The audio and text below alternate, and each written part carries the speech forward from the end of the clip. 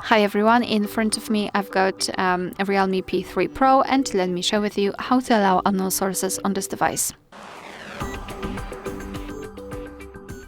So let's start with opening the settings, and here we have to scroll down to find security and privacy. Then we have to scroll down again and enter more security and privacy, scroll down again and localize installation sources. So here we've got the list of apps which are allowed or not allowed to install some content, and of course we can change it.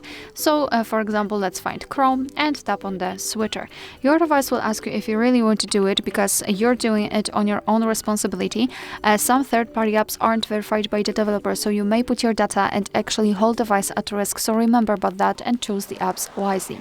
If you're ready, simply tap on allow, and as you can see, the Chrome is allowed to install some content.